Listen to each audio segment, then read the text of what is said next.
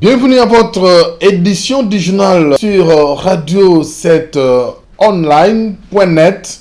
Tout d'abord les sommaires. Au sommet de G20 en Italie, les ministres des Affaires sociales, Action humanitaire, Solidarité nationale donnent la position du gouvernement quant au contexte humanitaire à l'est du pays. Le Premier ministre Jean-Michel Sama-Lukonde a présidé la 9e réunion du comité de conjoncture économique dans son cabinet du travail. Voilà tout pour les titres, les détails c'est tout de suite. Bienvenue à tous.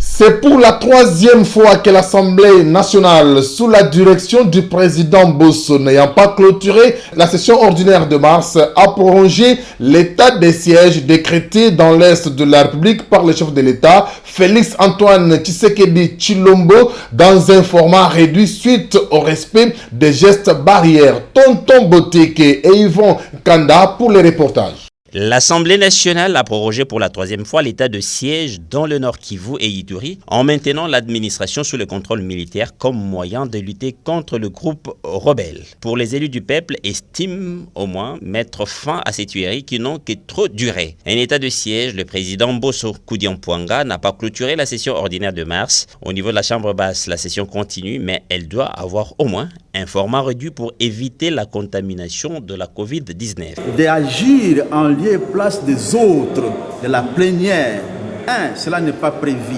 ni dans la Constitution, ni dans le règlement intérieur de l'Assemblée nationale. On aurait pu d'abord prévoir une telle éventualité dans notre règlement intérieur et on peut appliquer cela. Cela n'est pas prévu. Alors, agir de la sorte, on violerait notre règlement intérieur. Deuxièmement, lorsque on donne le pouvoir à un tel groupe, alors les lois de la République qui seraient votées en ce moment-là par ces petits noyaux auraient quelle valeur, auraient quelle légitimité à partir du moment où la Constitution, comme le règlement intérieur, prévoit un quorum requis, voyez, un quorum qu'il faut pour qu'une loi soit votée. J'opte pour le format réduit parce que nous sommes en face de deux réalités. La première, c'est l'autorisation ou non de l'autorisation de prolongation par rapport à l'état de siège. Et constitutionnellement, c'est à l'issue de chaque 15 jours. Mais il y a aussi une vérité vraie, une évidence, la Covid, qui est en train d'endeuiller nos populations. Alors c'est un aspect qu'il ne faudrait pas aussi non plus ignorer. C'est pourquoi moi j'ai proposé que nous puissions voter oui pour le format réduit et que nous puissions retravailler le test pour limiter la compétence de ces formats réduits uniquement à la question qui relève de l'état de siège et non pas toute autre matière. Une commission spécialisée doit être mise sur pied pour statuer sur le format à siéger. Le Premier ministre Jean-Michel Sama-Lukonde a présidé ce jeudi 1er juillet en son bureau de travail la 9e réunion du comité de conjoncture économique à laquelle ont pris part les ministres d'État au plan et au budget, les ministres de commerce extérieur, de l'économie nationale, du travail, emploi et prévoyance sociale et de finances, ainsi que le vice-gouverneur de la Banque centrale du Congo. Reportage Nana Kankou. Le patron du gouvernement central, Jean-Michel Sama-Lukonde Kenge, a présidé ce jeudi 1er juillet à la primature la 9e réunion du comité des conjonctures économiques à laquelle ont pris part le ministre d'État au plan Christian Mwando Simba et au budget Emem Boji, le ministre du commerce extérieur Jean-Lissé Boussa, de l'économie nationale Jean-Marie Kalumba, du travail, emploi et prévoyance sociale Claudine Doussi et des finances Nicolas Kazadi, ainsi que le vice-gouverneur de la Banque centrale du Congo, Jules Bondembe Assango. Faisant le compte-rendu, le ministre d'État au plan a indiqué que les discussions ont porté notamment sur la nécessité de baisse des prix, produits surgelés, importés et des billets d'avion. Oui, les travaux d'aujourd'hui, nous pouvons retenir que la situation sur le plan mondial évolue positivement, la croissance continue.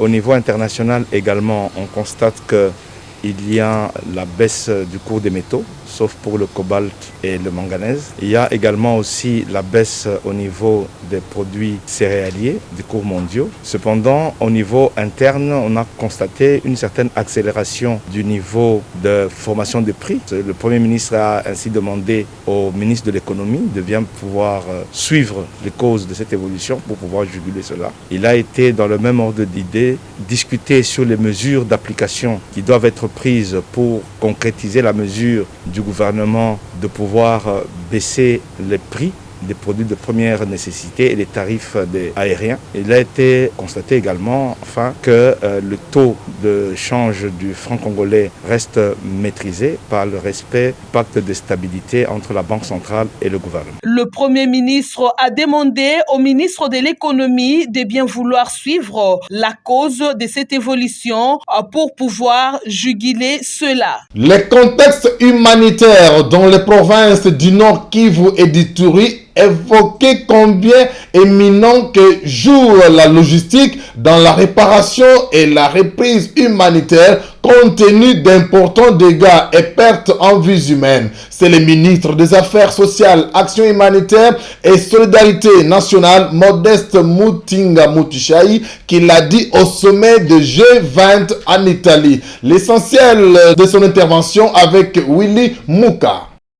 Modeste Mutinga a valablement représenté la République démocratique du Congo à ses assises en Italie le 30 juin dernier. Ministre des Affaires sociales, Actions humanitaires et Solidarité nationale, Modeste Mutinga Mutushai a insisté sur l'importance de la logistique. Devant une assistance très disposée de l'écouter, le ministre a saisi cette occasion pour d'abord décrire la situation difficile causée par la pandémie à Covid-19. Ensuite, l'éruption volcanique de Nyiragongo et l'insécurité au Nord Kivu comme dans la province d'Ituri, ont créé des besoins humanitaires. Ainsi, a-t-il souligné que la logistique exige la mobilisation de moyens de transport, des équipements de débordement du fret pour un acheminement rapide des intrants et de toute autre assistance nécessaire aux populations sinistrées. Le patron des affaires sociales, Actions humanitaires et Solidarité nationale a enfin exprimé la gratitude de la RDC à l'endroit de la communauté internationale pour son soutien humanitaire.